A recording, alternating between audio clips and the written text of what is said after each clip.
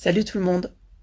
Je vous fais une petite vidéo aujourd'hui suite à un échange qu'on a eu hier avec des collègues par rapport à un sujet que je trouve assez intéressant et central même, que j'ai envie de partager avec vous aujourd'hui.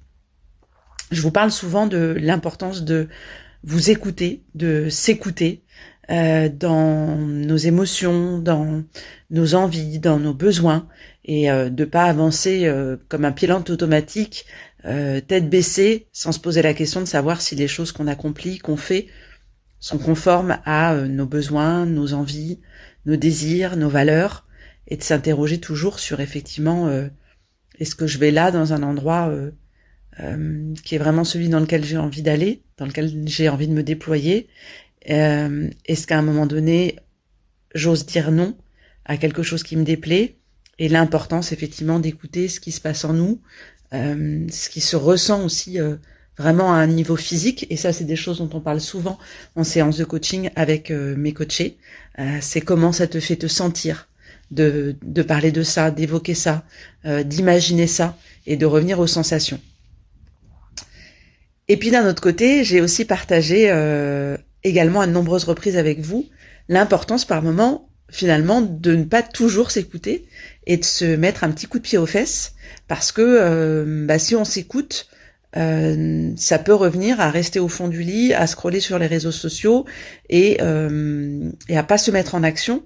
Or moi, si je m'écoute, je fais pas de sport, je prends pas mon vélo pour aller au cabinet et je fais ma flemmarde sur mon strapontin de métro, par exemple, etc., etc. Et donc l'importance par moment de ne pas toujours s'écouter, parce que s'écouter, ça peut aussi se laisser glisser sur une espèce de confort, mais qui ne nous élève pas et qui ne nous emmène pas vers ce qui nous amène le plus de choses et le plus de bienfaits.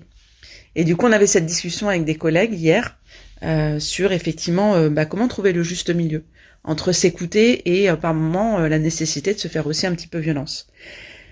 Eh bien, je crois que le juste milieu, il est à trouver par rapport à la question de savoir si je m'écoute ou si je me fais un peu violence, c'est pour atteindre quel objectif. Et ça aussi, je vous en parle souvent.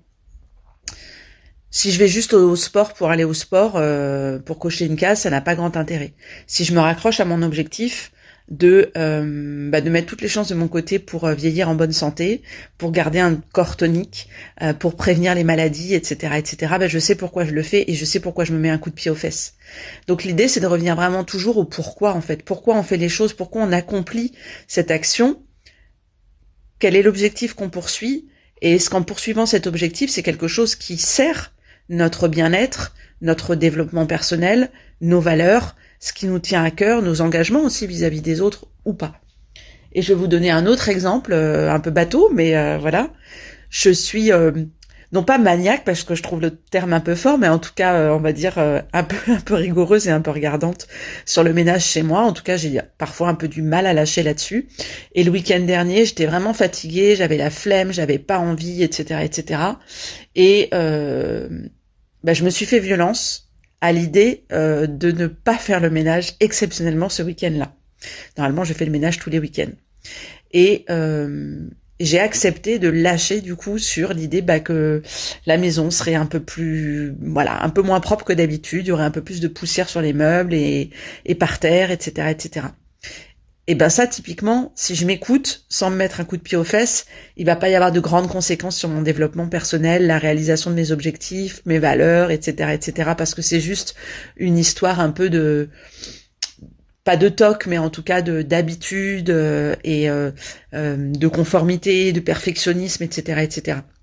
Et à l'inverse, effectivement, si je me demande à un moment donné où j'ai pas envie, pour reprendre cet exemple, d'aller faire mon sport, pourquoi j'y vais, etc., et que je me raccroche à l'idée que ce sont les vœux que je formule pour moi, pour ma santé physique, émotionnelle, mentale, etc., etc., eh bien je sais pourquoi y aller, décider en tout cas d'y aller ou de ne pas y aller. Voilà, vaste sujet, discussion ouverte. Je lance un pavé dans la mare, comme on dit, et je serai ravie d'avoir vos partages en commentaire. À bientôt, prenez soin de vous.